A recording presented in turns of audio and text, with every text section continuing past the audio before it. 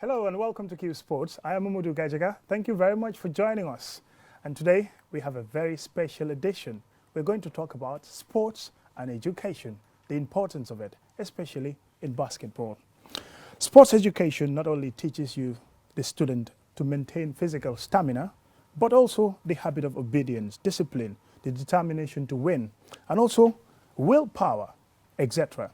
The power of reasoning, mental development, vocational specialization comes from academic education of students. And one person who did sports and education and is now reaping the benefits is Sona Kamara, former basketball player, now pursuing her dreams in coaching. She even had the courtesy of being a men's team coach. Sona is my guest in the studio, and also I have the pleasure to introduce to you Mohamed Jai, founder of Hope Basketball Academy, but known to many as Jim. We will talk about that nickname. But Sona, first, welcome to the show. Thank you very much. Basketball, coaching, education. Let's talk about the importance of education in sports, especially basketball. You are somebody who has realized the benefits. I understand you have your college education. You did also basketball education before you got into coaching. Tell us your journey. My journey started as a young coach, and well, first of all, I come from a family, both of my parents are Gambian, and I'm born and raised in Denmark. I come from a family where education is very important. So my parents wouldn't just let me do sports without having an education. So I started playing basketball, and I asked my dad if I could also coach a little bit, because that was also something I wanted to do. It improves my basketball skills as a player. And he said that was okay, as long as I went to school also and took that serious. And that evolved into me taking a coaching education, which is one of the highest education in Denmark. And when I finished high school, I wanted to do more coaching. And my dad was not very happy about that. He is very, very, very, very strong-minded about education. Education is key, because he's born and raised in Gambia, and in Gambia, it's you either make it or you don't. You don't make it. So I have the possibility to take an education in Denmark, where education is free, and I need to take that opportunity. So I promised my dad that I would go to coaching school for a year and then start university. And I did. After finishing the coaching education, I was offered to coach, to be an assistant on a men's team, and I said yes. And my dad, he was not fond about it. First of all, it's men, and I'm a female, and I'm young, and they wouldn't respect me. But I mean, that's just the motivation to keep going. When I finished that season, I applied for university, as I promised my dad. And I got into university, and I studied English and International Business Communication, and I finished that, and I wanted to pursue my coaching. I made my dad happy because I took my education. That was the deal. Do your education, do sports, but education is first. Because if you don't have your education, what have you to fall back on if coaching doesn't work? So per se, parental influence has really paid off. Your dad played a big part Very much. in who you are today. Very, very much. Very, very much. Now, let's talk about basketball in Denmark. What level is it? Is it comparable to other parts of Europe? And, you know, you as a person getting into basketball, where do you see yourself going? Well, basketball in Denmark is not that high of a level compared to other places in Europe. You have Spain, you have Italy, you have France, Germany, who's at top level in Europe and in the world. We're in somewhat a middle level. We beat some of the very eastern countries, and that's very good. I was recently, 2 years ago, I was coaching a U16 national team who won the European Championships. So that just shows... Big congratulations, that's fantastic. Thank you very much. That just shows that Denmark cannot just compete at a middle level, but also at a high level. For me, in the future, somebody beat me as being an assistant coach for a men's team in the NBA, but my dream right now is to be coaching a men's team in the NBA and be a head coach. Oh, that's a big dream. Do you think this dream is achievable? I think so. Everything is achievable if you work hard for it. That's a fantastic motivation and strong mentality there. Recently, you were in the Gambia, you were on a visit, and then I saw some of your posts on social media. You went to visit some basketball, let's say, training. That is the Hope Basketball Academy, to be precise. Mohammed Jai is in the studio, and then we're going to talk about that extensively. But your involvement with Gambia, born and raised in Denmark, but you still feel Gambia is home. Gambia is actually one of my homes. That's what I feel like. I am, as I said earlier, born and raised in Denmark, and to Gambian parents. And both of my parents are very, very proud to be Gambian. So I'm also raised in a home where both of my parents spoke Mandinka to me, taught me about the history of our family, and every day they speak about my family relations to different people, and that makes me very proud. I can come here and I can help the country that my parents are from. That's also my roots, and I'm very proud of my roots. So if I can help Gambia and the girls and boys at the academy, I would be so happy, and that's a privilege for me to be working with them. Since you came, have you been impressed with what you have seen so far in terms of talent? Very much. I visited the Hope Basketball Academy, and I can tell you that I've seen some raw talent. Some of these girls and boys are very, very, very talented. They just need some help. They have skill, they have game understanding, they love the game, they have passion for the game, and I mean the culture in basketball here and the culture in basketball in Denmark is very, very different. In Denmark, you can come to practice just because there's no other place to go and your parents need a break from you. But here you actually come because you want to. And that's just a different mentality to come into a practice and be like, I want to do the best as I can do at this practice and become the best basketball player that I can be. You've talked about being born in Denmark and, raised there to Gambian parents. Now, between these two countries, is it Gambia or Denmark or both?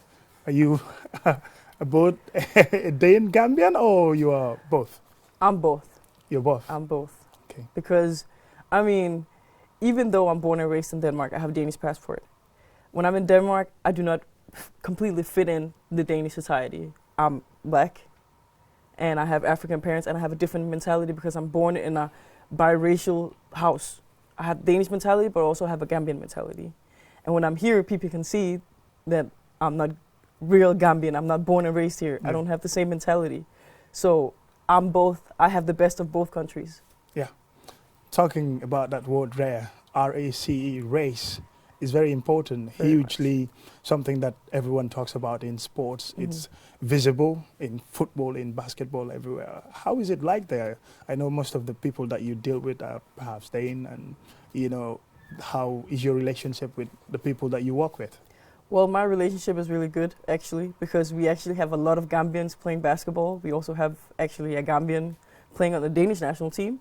So for me, I have not experienced any racial problems, except for one when I was a player, but not Tell as us a about coach.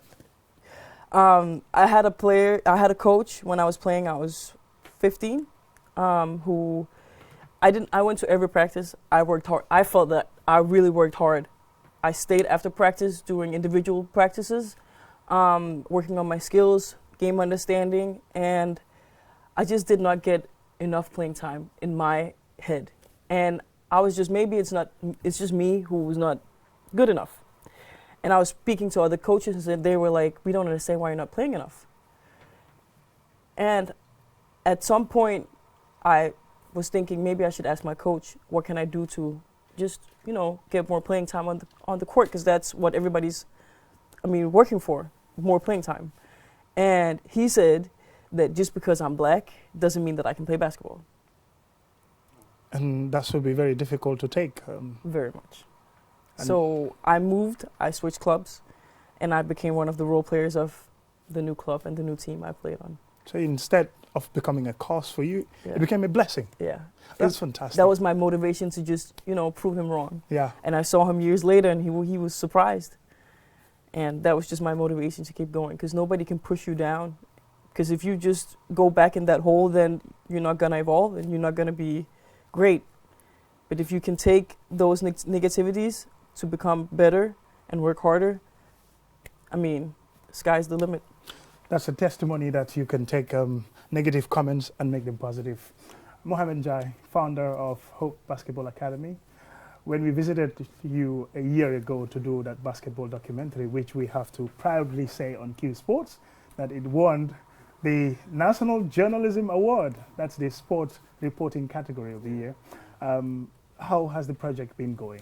So far so good, alhamdulillah, and then thank you for having us here. I mean, last year we've been taking baby steps like from easy, but now that we have bigger dreams and then we want to see something big in 5 years' time, we want to have an NBA player from Hope. So the struggle is still going on, and then last year, December, we had a camp of 300 kids from Banjul to Basse, which was very successful. And then our kids who are in Spain also are doing very well.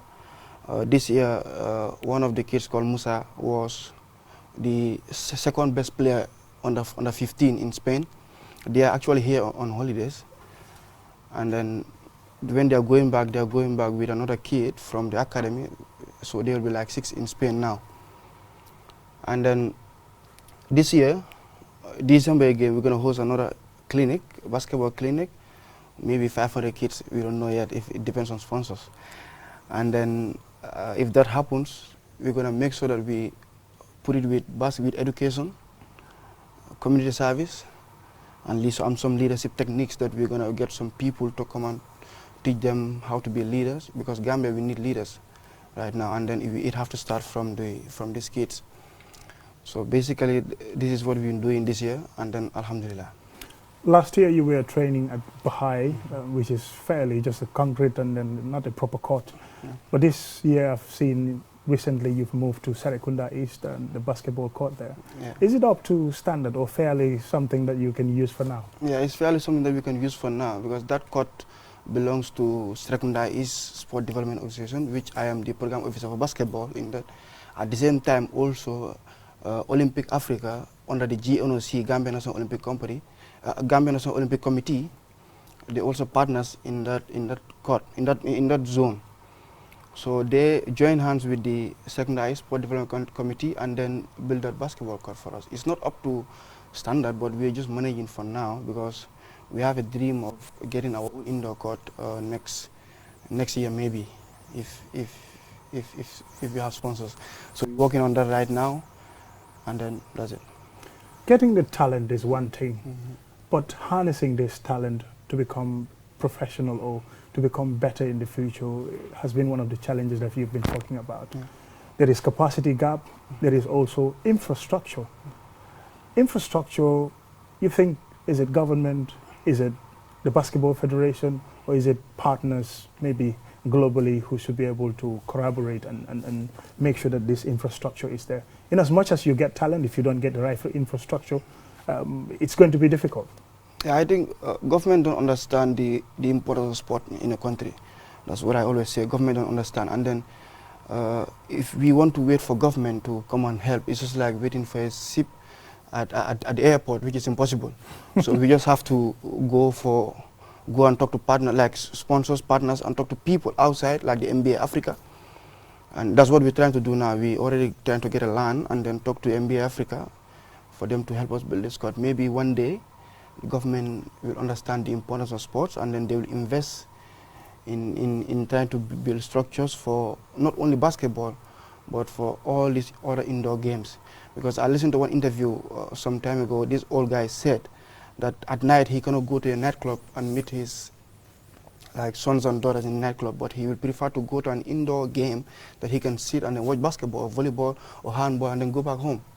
So these are the things that are lacking in our society. And then if we have all these things in place, it will reduce crime rate. Young people will not go to the back way again, because they got something that they will do, and then in the future they will be able to make it in life, if not only through sports, but in education too.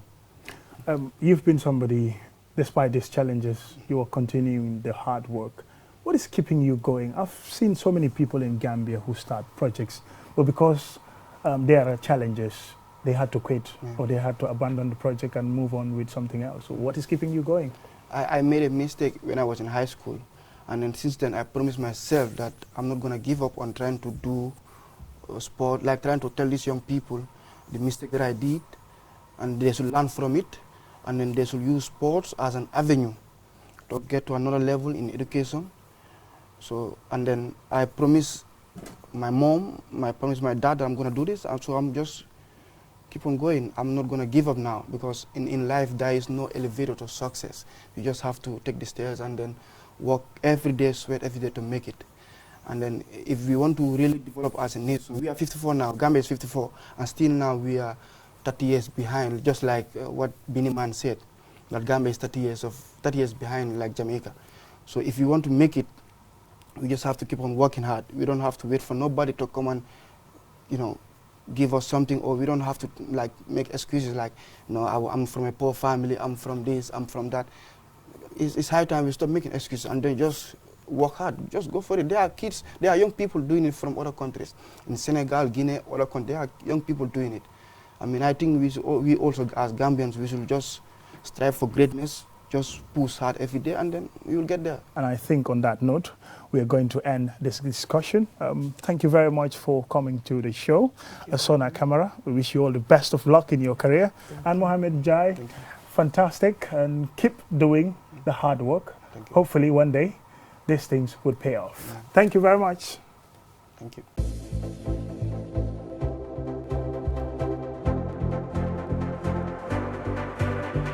Welcome back, and thank you very much if you are just joining us. This is Q Sports on QTV, and I am Mamadou Gajaga. And on tonight's show, we're going to start with a rather sad news, as we report to you that the former Gambia national team player and coach Peter Bonnie Johnson is no more. He died on Sunday at the age of 56 after battling with illness. Peter Bonnie Johnson was born on the 10th of May in 1963 in Banjul. He played for the Gambia national team in 1983 to 1994. But between 2004 and 2008, and from 2012 to 2013, he worked as the assistant coach of the Scorpions. However, his biggest achievement as a manager came in 2007, when he guided the Gambia under-20 team to a third-place finish at the African Youth Championship in Congo-Brazzaville. But perhaps one of his biggest achievement and success would be the World Youth Championship in Canada, the FIFA Under-20 World Cup to be precise. Peter Bonnie Johnson at that stage could just reach the knockout stages of the competition before being eliminated by Mexico. In January 2012, he was appointed as head coach of the senior national team, but his stint was short-lived after he left in May of that year. Also, he returned as national team head coach in 2013 for another short stint, and was appointed the head coach of the CHAN team that participated in the qualifiers of the 2015 CHAN qualifiers in Senegal and was subsequently eliminated by Senegal. Here are some tributes for Peter Bonnie Johnson's.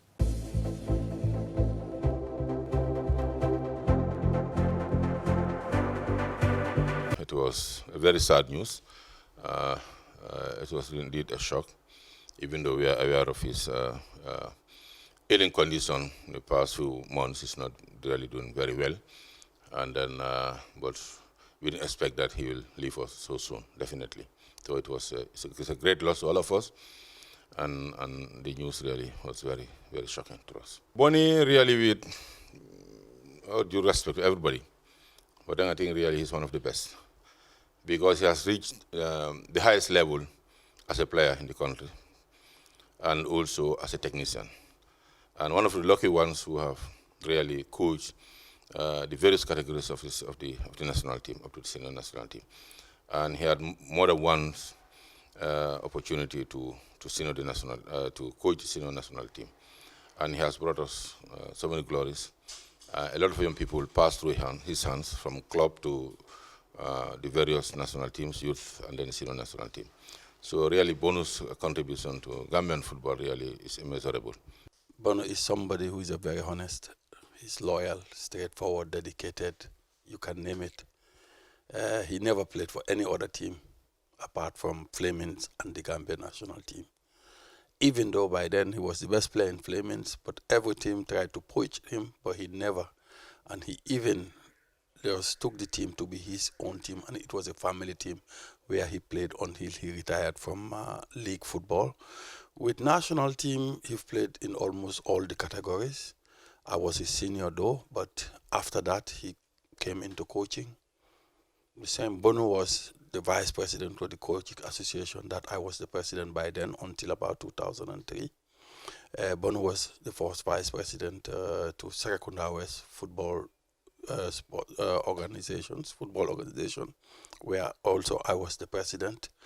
And Bono is somebody that, to show you the simplicity and the discipline in Bono, we played together in the national team. There is a picture presently on Facebook that shows the national team in '86. I was a player, he was a player. I went for studies in '87, and I came back home, and I found Bono playing, and I was coaching the national team, and I had two players that I played with that happened to be my players instead of being a companion, like we play together in the same team. He ended up being a player and being his coach, and we never had problem. That was him and Ibu Dibua. We all played, we all almost the same age group and so on. We played the same time, but I stopped playing and being their coach, and I've never had to even call their attention on anything. So that's just what Bono is all about. My name is Auntie Monica, and Bono was my husband. One thing I know about him, my husband was a very hard-working gentleman. In whatever area he used to be in, like football, as everybody knows, he worked very hard for the country. And also in other areas, especially the church, like the elder sister has just said, he worked very hard for the church. He worked very hard for his faith. He was he was a man of the people. To tell you everything, he was a man of the people. Just to learn from him the good works that he has done. That is what history is all about. You look at the past, correct the present, and plan for the future. They should learn from what he has done, the good works that he has done, the fought he fight for this country, and to raise the country's flag high in other countries, especially in football, in all other areas, and they should learn from him. They should learn from him. But to my expectation, I should think that they should try to remember him, and maybe give him a tribute, a beautiful one, on what he has done for this country.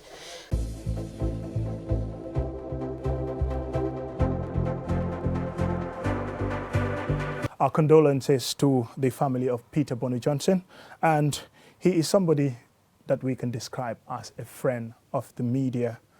Throughout his coaching career, whenever you contact him for interviews, he is readily available. He may have gone, but his legacy still remains with us. Now we'll take a short break. When we come back, we talk about the draw of the Qatar 2022 World Cup.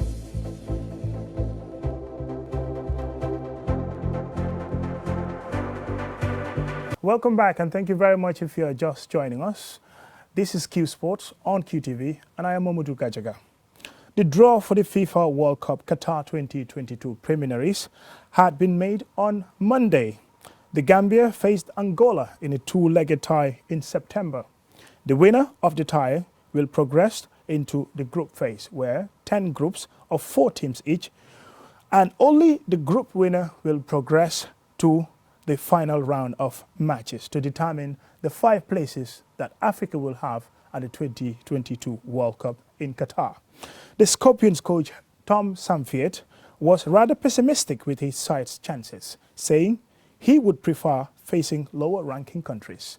Let's get to hear from him in this interview that he had with CAF Online correspondent Mamadou Ba.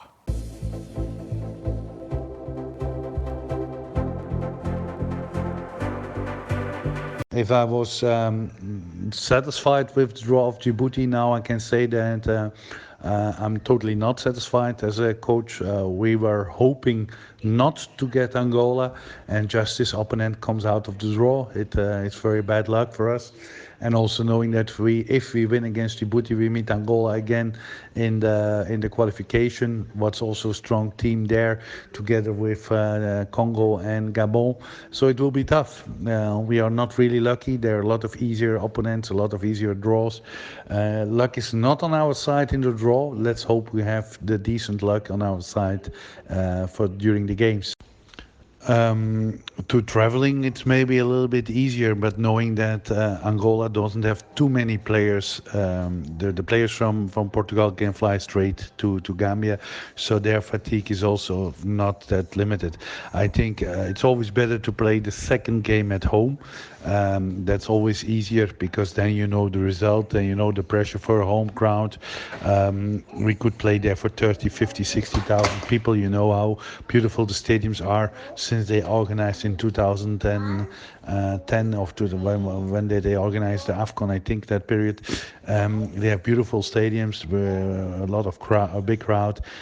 So you know also in Africa it's not always easy to play the second game away because then the home team know the result and know how far they have to push and everything to achieve. So I would have preferred to play first away and second game home. I don't think our players need an extra motivation. If you play World Cup qualification or any game for the national team, you are always top motivated. I think our players would have preferred to play against a little bit easier opponent, Swaziland or Eswatini, Lesotho or such team, because it would be nice after all the big games, the Moroccos, the Guineas, the Algerias, the Benins and the Togos. We never had, since I arrived, had any game against a team ranked on the FIFA ranking similar as us. We always play against teams who are much higher ranked. We always played against teams who are always qualified for AFCON, even several for World Cup. So I think this extra motivation was not needed. I think everyone was motivated enough to win any game. Now this game gives only a little bit more pressure on the team because it's a very tough opponent. But let's prepare. Let's take confidence out of the last results we got. We know that we have quality players. We know now that we need to prepare very well in the organization, in the flights, in the hotels, that we can't wait till the last minute to start doing that, because otherwise we will have a catastrophic result. We need now to be very professional as a whole organization and do everything what's possible to try to beat a strong opponent as Angola. But an extra motivation I don't think is needed for the players. The players would be also very motivated playing Eswatini or Lesotho. I agree fully with you. We have proven to be strong against strong opponents. We won also against Benin. On the other side, if you can choose to start preliminary round against an easier opponent, you would choose an easier opponent. And Angola is the most difficult of them, the most mature, the most a team what starts qualification immediately to go to the World Cup. We have previous experience in 2006, so it's a very tough draw, but we don't give up. Like you said, we have proven against Algeria, against Benin, against Morocco and Guinea to get good results against these kind of opponents. We need the same standard of our preparation. We need the same standard of our players and our level, and then on the pitch, and then we can compete with them. But we know it's a very difficult task, and I would have loved to start with an easier task to come into the tournament. If we beat Angola, we are really making an impressive statement in our quality. But like I said, it's a very difficult task. But let's be confident. Let's prepare very well in everything, in traveling, in finding the right places to stay, and in having the right players on board. And hopefully we can repeat the results of the last 12 months. And if we can do that, yeah, sure, then we will reach the group stages. But I would have preferred one of the 13 other opponents, to be honest.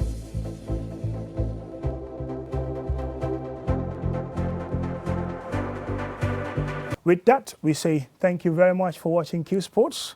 And we're going to say to you, adios, until we come back your way next week. Keep on sporting, and bye for now.